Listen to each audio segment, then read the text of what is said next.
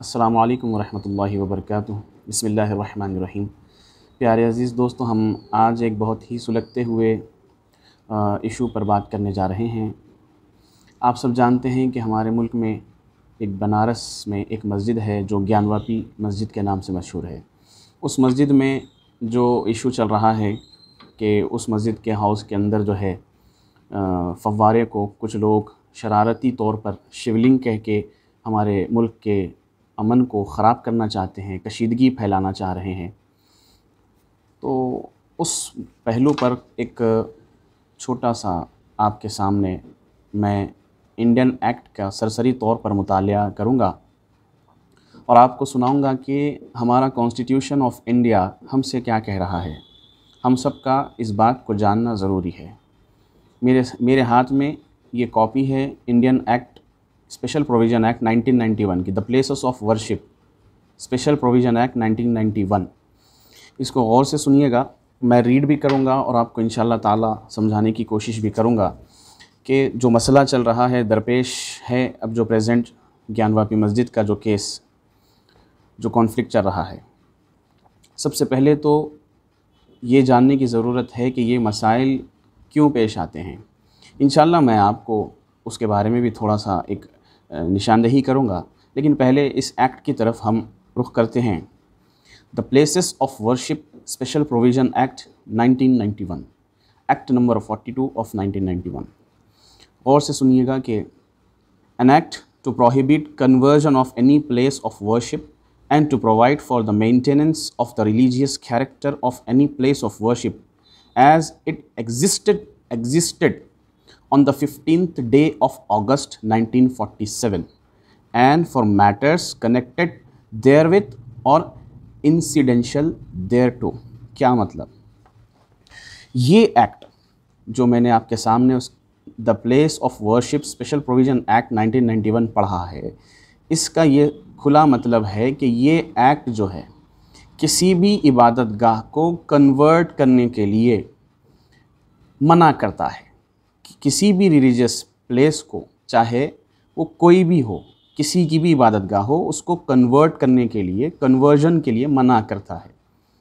उसका जो कैरेक्टर है, उसका जो नेचर है उस रिलीजियस प्लेस का, ना उसका नेचर बदला जा सकता है, ना उसका कैरेक्टर बदला जा सकता है।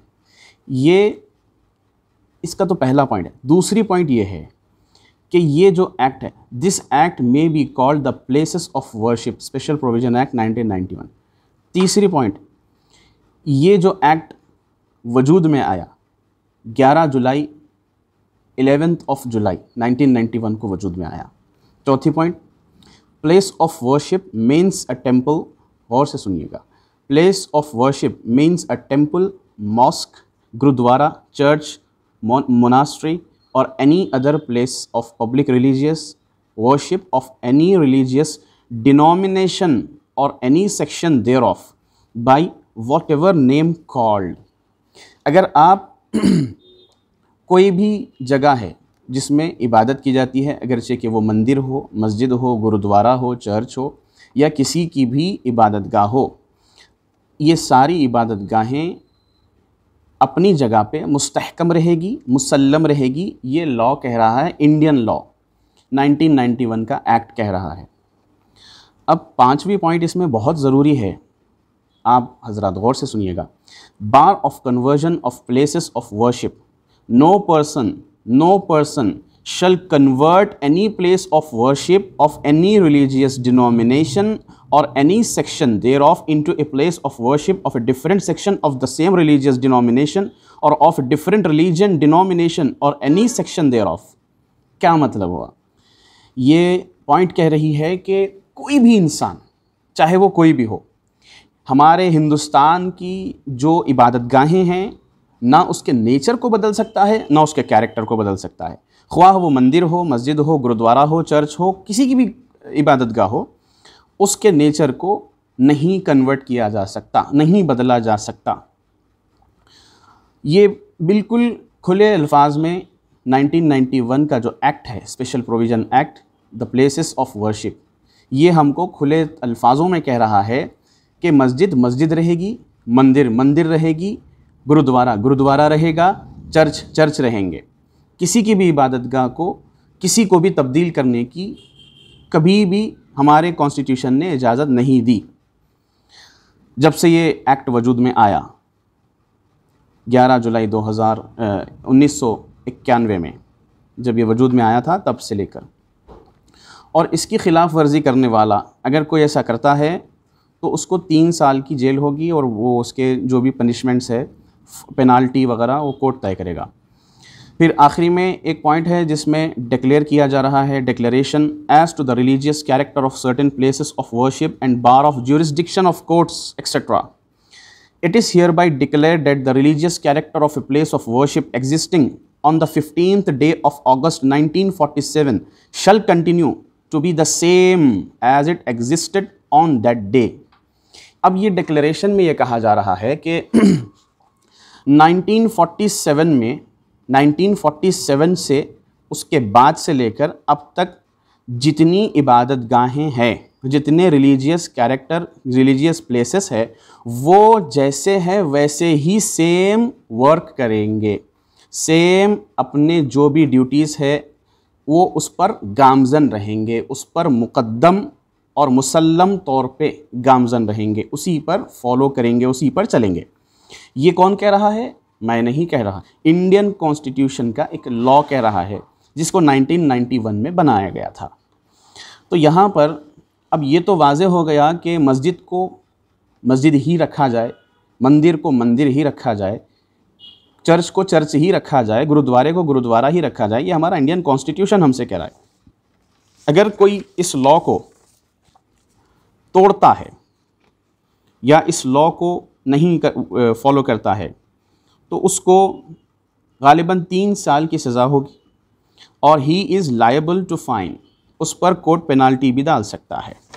तो ये मुख्तसर सी सरसरी तौर पर मैंने आपके सामने 1991 के जो एक्ट है उसका मैंने आपके सामने मुतालिया किया और मैं ज़रूरी समझता था कि आप तक ये इन्फॉर्मेशन पहुंचाऊं।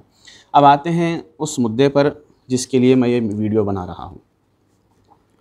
हमारे मुल्क में हमेशा कुछ सालों से, हमेशा नहीं कुछ सालों से, ऐसे इश्यूज़ पर, ऐसे मरहलों पर, ऐसे मुद्दों पर चर्चा क्यों होती है जिसमें कम्युनलिज़म पाया जाए, जिसमें लोगों को एक दूसरे से अलहदगी और लोगों का इत्तेफाक और इत्तेहाद तोड़ने की बात, हिंदुओं को मुसलमान से, मुसलमानों को हिंदुओं से लड़ाने की बात, एक मज़हब के मानने वालों को दूसरे मज़हब के मानने वालों से लड़ाने की बात क्यों की जाती है? ये दरअसल में शरारतें हैं। ज्ञानवापी मस्जिद की भी शरारत है जो इंशाअल्लाह अल्लाह चाहेगा तो शरारत करने वालों को बहुत महंगी पड़ेगी इंशाअल्लाह। तो ये जो टॉपिक्स है इसको क्यों वजूद में लाया जाता है, इन चीज़ों को क्यों सुलझाया जाता है, क्यों इन चीज़ों को ज़्यादा प्रोपोगंडा किया जाता है इन चीज़ों का वो इसलिए किया जाता है क्योंकि हिंदुस्तान की जो अवाम है उनको गुमराह किया जा सके, हिंदुस्तान की जो अवाम है उनको गुमराह किया जा सके। आप इंटरनेट पर चेक कीजिएगा हमारा प्रेजेंट करेंसी स्टेटस क्या है। हमारा प्रेजेंट करेंसी जो स्टेटस है उस $1 का, $1 77.82 रुपीस में $1 आ रहा। इसका क्या मतलब हुआ? दिन पे दिन डॉलर का प्राइस बढ़ रहा है, यानी हमारा करेंसी स्टेटस जो है वो कम हो रहा है। और ग्रॉस डोमेस्टिक प्रोडक्ट यानी हमारे देश का, हमारे देश की इकोनॉमिकल वैल्यू, जीडीपी जिसको आप कहेंगे, तो वो जीडीपी का जो लाइन है वो जीडीपी की लाइन गिरती चली जा रही है।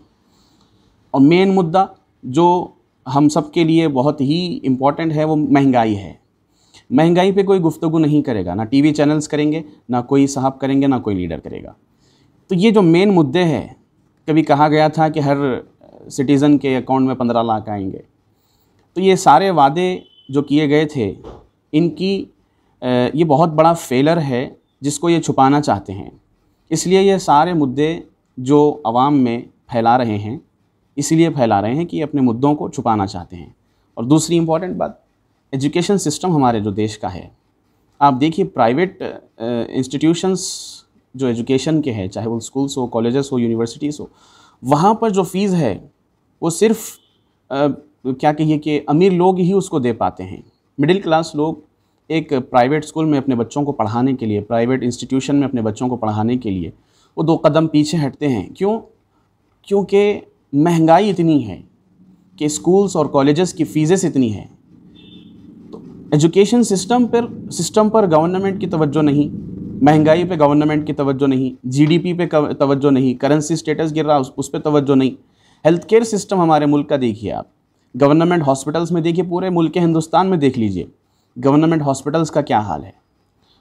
फिर प्राइवेट हॉस्पिटल्स वाले, उन पर तो अल्लाह ही रहम करे कि एक गरीब आदमी सिवाय उसको मौत को गले लगाने के दूसरा कोई चारा नहीं है। हेल्थ केयर सिस्टम का हाल हमारे देश का ये है। इंफ्रास्ट्रक्चर की बात अगर करें तो आप देख लीजिए कि कई ऐसे इलाके हैं जहाँ पर आज भी पीने का पानी मुहैया नहीं, कई ऐसे इलाके हैं जहाँ पर आज भी लाइट का पावर कट्स इतने ज़्यादा हैं कि आदमी जो है अपनी ज़िंदगी गुजर बसर करने में उसको मुश्किलात पेश आ रही है। और फिर एक अहम मुद्दा है अनएम्प्लॉयमेंट, नौकरियां नहीं हैं, बेरोज़गारी बढ़ रही है, लोग पढ़ लिख कर किसी के पास काम करने के लिए नौकरी करने के लिए उनको जो है ना जगह नहीं मिल रही है। तो ये काम किसका है? एम्प्लॉयमेंट क्रिएट कौन करे? गवर्नमेंट का काम है। इंफ्रास्ट्रक्चर को बेहतर कौन बनाए? गवर्नमेंट का काम है। हेल्थ केयर सिस्टम पर तवज्जो किसकी होनी चाहिए? गवर्नमेंट की होनी चाहिए। एजुकेशन सिस्टम को कौन बेहतर करे? गवर्नमेंट करे। महंगाई को कौन कम करे? गवर्नमेंट करे। जीडीपी को कौन बेहतर करे? गवर्नमेंट करे। करेंसी को कौन मेंटेन करे? गवर्नमेंट करे। ब्लैक मनी के बारे में कहा गया था कि वापस आएगी, ब्लैक मनी नहीं आई, किसान सुसाइड कर रहे हैं। तो ये जो मुद्दे इम्पॉर्टेंट हैं, जो मैंने आपके सामने चंद मिसालें पेश की है, तो ये तो चंद मिसालें हैं, ऐसे बहुत से मुद्दे हैं जो आप सब जानते हैं। हिंदुस्तान की पढ़ी लिखी आवाम अब जाग चुकी है। Majority of Indians are denying their propagandas against the Muslims.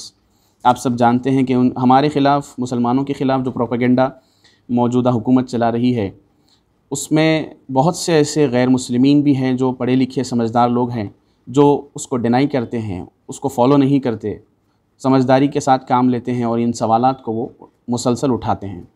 तो हमारा भी ये काम है कि हम जो है इन मुद्दों पर बात करें, ना कि उन मुद्दों पर जिसमें कशीदगी फैलती है, जिसकी वजह से कशीदगी फैलती है, लोगों में इत्तेहाद और इत्तेफाक ख़त्म होता है। तो हमारे लिए ये बेहद ज़रूरी है कि हम हमारे मुल्क में हर तरफ अमन को बरक़रार रखने की पूरी कोशिश करें। अब रहा सवाल ये ज्ञानवापी मस्जिद का, तो कोर्ट ने कहा, सुप्रीम कोर्ट ने, कि इसकी सुनवाई जो है जुलाई की 2nd वीक में होगी और ग़ालिबन उन्होंने कहा कि वो जो फव्वारा है पानी का, उस पर सख्त सिक्योरिटी रहेगी और नमाज़ पढ़ने की इजाज़त भी सुप्रीम कोर्ट ने दी है। अल्लाह ताला से दुआ है कि मौला परवरदिगार हम सबको इस मुल्क में अमन व अमान के साथ रहने की तौफ़ीक़ रफ़ीक़ अता फ़रमा। व आखिर दावा।